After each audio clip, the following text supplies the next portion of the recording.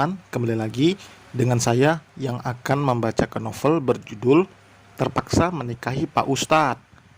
Saya doakan kepada teman-teman yang sedang mendengar dan membaca novel ini, saya doakan semoga dilancarkan rezekinya, dimudahkan segala urusannya, dan disembuhkan dari segala penyakit jika ada yang sedang sakit. Baiklah, langsung saja kita mulai. Bab 55. Alika mencari keberadaan Raisa yang tidak kembali setelah tadi mengatakan akan pergi ke perpustakaan sebentar untuk mengembalikan buku. Ia memilih jalan pintas agar lebih cepat sampai meskipun harus melewati gudang dan beberapa ruang bangunan yang sudah tidak terpakai. Jarang orang yang lewat karena katanya tempat itu mengerikan. "Lepasin, jangan berani-berani sentuh gue." Dek. Langkah Alika tertahan. Jantungnya terasa berhenti berdetak karena mendengar suara teriakan Raisa. Alika berjalan mengendap-endap mencari sumber suara. "Hah, jangan harap gue bakal lepasin lo setelah lo memuaskan gue." Terdengar suara tawa menggelegar. "Sialan, di mana mereka?" geram Alika. Ia membuka satu persatu ruangan itu, hingga di paling ujung suara teriakan Raisa semakin jelas. "Tolong!" "Teriak aja, gak ada yang bisa dengerin lo dari sini," bentak lelaki itu. Alika lebih dulu mengintip dari celah pintu. Matanya membelalak melihat kemeja Raisa sudah terkoyak oleh lelaki yang wajahnya tidak terlihat itu, karena berdiri membelakanginya. Dengan gerakan perlahan, Alika membuka pintu, berharap lelaki itu tidak menyadarinya. Alika membawa kayu untuk berjaga-jaga. Bang! Lelaki itu meringis saat punggungnya dihantam balok kayu yang dibawa Alika dengan keras. "Alika!" Raisa langsung mendekat pada Alika saat pegangan lelaki itu terlepas. Raisa memegang tangan Alika karena ketakutan. Ia bahkan sudah terisak. "Oh, lo kesini mau nyerahin diri buat gabung senang-senang sama kita?" Riko tersenyum licik. Ia salah satu senior yang terkenal sebagai penjahat kelamin. Ia akan dengan mudah meniduri wanita manapun yang diinginkan. Dan Raisa adalah target Riko setelah ia memilih berencana mendekati Alika. Kurang ajar. Alika melayangkan kayu itu tapi ditahan oleh Riko. "Lo itu lemah, jangan sok-sokan deh," cibirnya. Bah! Dengan sekuat tenaga Alika menendang selangkangan Riko hingga membuat lelaki itu meringis sambil memegangi pusat tubuhnya yang terasa berdenyut nyeri. Satu pukulan lagi dilayangkan mengenai rahang Riko hingga lelaki itu tersungkur. "Sampah," ucap Alika sambil memakaikan kardigan pada Raisa, lalu dengan cepat membawa Raisa keluar dari situ. Tubuh Raisa gemetaran karena takut. "Anjing, awas lo ya," teriak Riko yang masih meringkuk menahan sakit. Riko yang dendam karena perbuatan Alika, ia langsung menghubungi kakaknya yang seorang polisi. Ia akan melaporkan ini dengan kasus penganiayaan. Alika terlihat santai saat dibawa ke kantor polisi karena ia merasa tidak bersalah. Alika sudah menghubungi Syafiq dan menunggu suaminya itu datang. Selama diinterogasi, Alika mengatakan yang sejujurnya. Ia juga mengakui jika dirinya sudah memukul Riko tapi demi menyelamatkan Raisa yang hampir diperkosa oleh lelaki itu. "Dia bohong, mana mungkin aku memperkosa," sangkal Riko. Wajah lelaki itu lebam karena pukulan dari Alika. "Bangsa lo ya," teriak Alika yang tidak terima Riko menyangkal. "Tenang, lerai polisi." Riko tersenyum puas menatap Alika sedangkan Raisa masih diam menunduk. Ia bahkan belum bisa bicara karena masih merasa ketakutan meski Riko tidak sampai menodainya.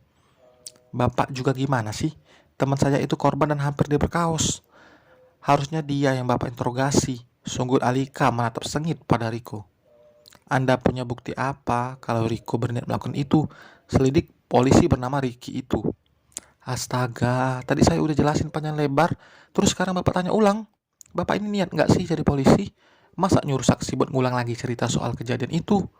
Alika yang barbar muncul lagi. Wajar ia marah karena Raisa hampir dilecehkan oleh Riko. Ia juga kesal karena Ricky dari tadi seolah menyudutkan dan lebih membela Riko. Jaga bicara kamu ya. Saya ini polisi. Ricky malah tersulut emosi. Terus kalau bapak polisi mau apa? Jangan songong deh. Sadar pak kalau bapak ini digaji oleh rakyat. Seharusnya lebih pro ke rakyat, apalagi korban pelecehan seperti teman saya. Bapak bela dia karena dia anak pejabat kan? Atau karena ada uang pelicin? Alika tetap tidak mau kalah. Tadi Raisa sempat berbisik mengatakan jika dirinya takut jika sampai berurusan dengan polisi, apalagi Riko adalah anak salah satu pejabat ternama. Perdebatan Alika dan Ricky belum usai. Datanglah seorang lelaki parubaya bernama Herman. Ia memang sengaja diminta untuk datang. Ia tentu tidak terima anaknya disakiti seperti ini. Kamu yang buat anak saya jadi begini, tuding Herman dengan tatapan panjang. Iya, kenapa? Wajar dong saya hajar dia. Orang dia mau melecehkan teman saya kok. Bapak mau bela dia? Emang bapak nggak malu menutupi kesalahan anaknya begini? Malu sama jabatan dong. Alika yang bermulut pedas itu tidak berhenti bicara. Ia rasanya gatal jika hanya diam saat orang yang bersalah malah melayangkan tuduhan pada orang lain. Ia tidak akan takut untuk melawan siapapun selama dirinya memang tidak melakukan kesalahan. Alika hanya meminta keadilan untuk Raisa. Ia juga sudah menduga jika adanya korban lain yang tidak berani sampai melaporkan Riko. Ketiga lelaki itu terbelalak melihat Alika. Perempuan itu sama sekali tidak memperlihatkan raut ketakutan. Padahal dirinya sedang berada di kantor polisi dan dituduh sebagai pelaku penganiayaan. Benar-benar kurang ajar nih anak, geram Pak Herman.